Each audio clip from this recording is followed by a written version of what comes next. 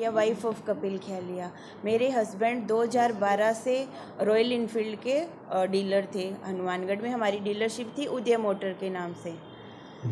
और हम बढ़िया बिजनेस कर रहे थे रॉयल इनफील्ड के साथ। और 12 दिसंबर 2023 को उनकी डेथ के बाद कंपनी की तरफ से हमारे पास एक पर्सन आए और कहते आप हमारे साथ बिजनेस करना चाह रहे हो या नहीं चाह रहे। तो हमने कहा हम कंटिन्यू करेंगे बिजनेस को।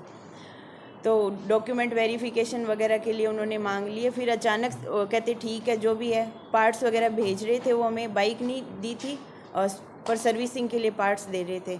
फिर 19 मार्च को अचानक से टर्मिनेशन लेटर भेज दिया, ना कुछ इन्फॉर्म किया। जबकि जो एलओए हुआ था साइन, उसमें ये था कि आर्बिट्रेशन के थ्रू वो जो भी डिसीजन लेंगे वो होगा।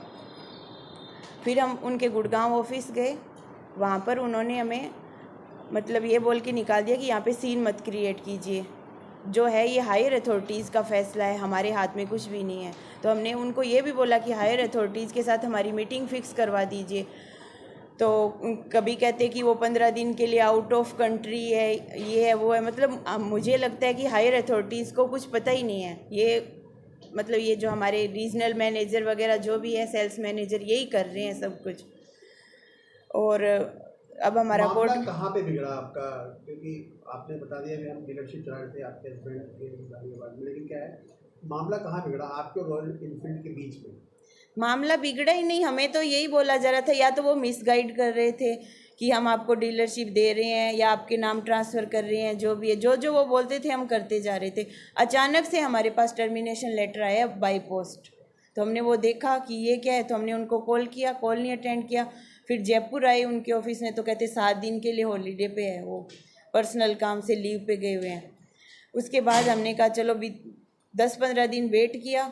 उसके बाद हम गुड़गांव ऑफिस गए, तो वहाँ भी यही सेम आंसर मिला कि 15 दिन के लिए वो आउट ऑफ कंट्री है। तो फिर हम उनका आयशर ग्रुप का एक और ऑफिस है गुड़गांव में, तो हम उनके उस दूसरे ऑफिस में गए जो कंपनी के सीसीओ हैं यादवेंद्र जी गुलेरिया। हमने कहा कि आप इनसे हमारी अपॉइंटमेंट करवा दीजिए। तो वहाँ भी हमें यही आंसर मिला कि वो भी आउट ऑफ कंट्री है। तो हम समझ गए कि भी एक साथ कंपनी के सारे जो भी है सीनियर अथॉरिटीज़ वो आउट ऑफ कंट्री। तो ये हमें मिसगाइड ही करें या हमारे साथ जो भी कर रहे हैं कि गलत कर रहे हैं।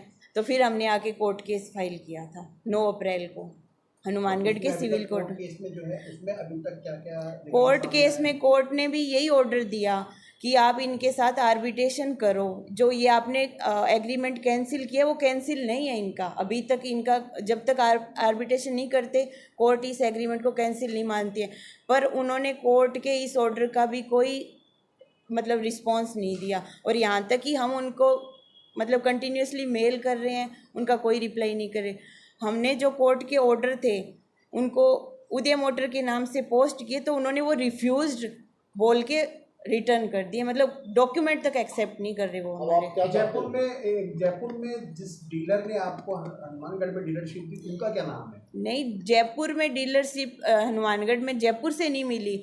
हमारा 2012 में जो कॉन्ट्रैक्ट हुआ था